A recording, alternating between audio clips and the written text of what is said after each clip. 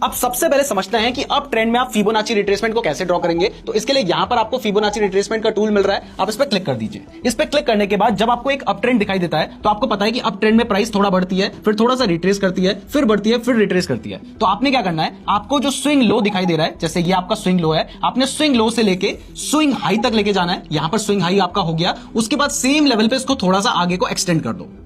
जैसे ही आप एक्सटेंड कर देते हो तो ये आपका फिबोनाची रिट्रेसमेंट यहां पे ड्रॉ हो चुका है। ये बीच में आपको एक ट्रेंड लाइन दिखाई दे रही है जिसकी वजह से आपको कंफ्यूजन होगा, तो आप इसको भी सेटिंग में जाकर चेंज कर सकते हैं। यहां से सेटिंग पे जाइए और यहां पर आपको एक ट्रेंड लाइन का ऑप्शन मिल रहा है, इसको अनटिक कर दीजिए। अब इसके बाद देखिए यहां पर कोई भी कंफ्यूजन नहीं है। हमने क्या किया, हम पहले स्विंग लो पे गए, स्विंग लो से लेके हम स्विंग हाई तक फिबोनाची रिट्रेसमेंट टूल को लेके गए और उसके बाद हमने उसको थोड़ा सा आगे को एक्सटेंड कर दिया। हम ऊपर नहीं लगे, हमने वहीं पर आगे को एक्सटेंड किया है। अब जब हमने फिबोनाची रिट्रेसमेंट टूल को अप ट्रेंड में ड्रॉ कर लिया है तो अब हमें ये जो टूल है ये बता क्या रहा है, इसका फायदा क्या हो रहा है, ये हमारे लिए सबसे पहला इंपॉर्टेंट है। तो यहां पर सबसे पहला और सबसे बड़ा फायदा यह है कि ये आपको बताता है कि अगर प्राइस इस लेवल पे जाने के बाद नीचे आ रही है यानी रिट्रेस कर रही है तो वो कहां तक रिट्रेस करेगी। तो अब सबसे पहले ये जो 3 लेवल है ना, प्राइस इन्हीं लेवल तक रिट्रेस करेगी। यानी अगर प्राइस इस लेवल पे जाने के बाद नीचे आने लगी है तो सबसे पहले या तो वो 38.20 के लेवल के पास जाने के बाद यहां से बढ़ सकती है। अगर यहां पर जाने के बाद नहीं बढ़ती है, और ज्यादातर केसेस में ऐसा नहीं होता है, तो इसके बाद प्राइस अपना 50% के आसपास का जो लेवल है यहां पर जाने के बाद बढ़ सकती है। और इस लेवल को हम कह सकते हैं कि अगर मान लीजिए आप बाय करना चाहते हैं तो ये आपके लिए एक गुड लेवल होगा।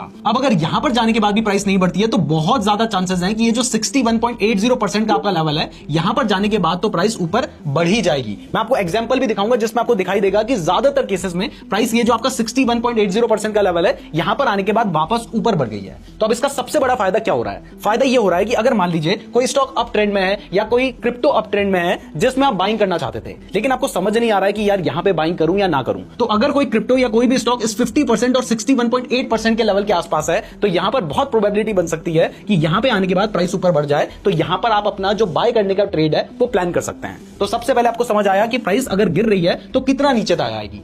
दूसरी चीज यहां पर हमें यह पता चलती है कि अगर मान लीजिए प्राइस ये 61.80 का जो लेवल है इससे नीचे आ जाती है तो अब इसके बाद बहुत ज्यादा चांसेस होते हैं कि यहां पर जो स्टॉक है या जो भी चार्ट है उसने अपना ट्रेंड चेंज कर लिया है। मतलब अभी तक जो स्टॉक था या जो भी हमारा क्रिप्टो था वो अप ट्रेंड में था, लेकिन अब वो अगर 61.8% के लेवल के नीचे आ गया है तो बहुत ज्यादा चांसेस हैं कि अब वो डाउन ट्रेंड में आ चुका है। तो यहां पर अगर वो इसके नीचे आ जाती है तो आप अपना शॉर्ट करने का प्लान कर सकते हैं। अगर इसके ऊपर से रिट्रेस करती है तो यहां पर आप अपना बाय करने का प्लान कर सकते हैं। इसके बाद तीसरी चीज जो हमें इस फिबोनाची रिट्रेसमेंट से पता चलती है वो है important support and resistance level. देखिए ये तीनों जो लेवल हैं ये अप ट्रेंड में इंपॉर्टेंट सपोर्ट की तरह भी काम करते हैं। अब मैंने आपको समझा दिया है, अब चलिए मैं आपको चार्ट में भी दिखाता हूं, इसके बाद हम डाउन ट्रेंड की बात करेंगे।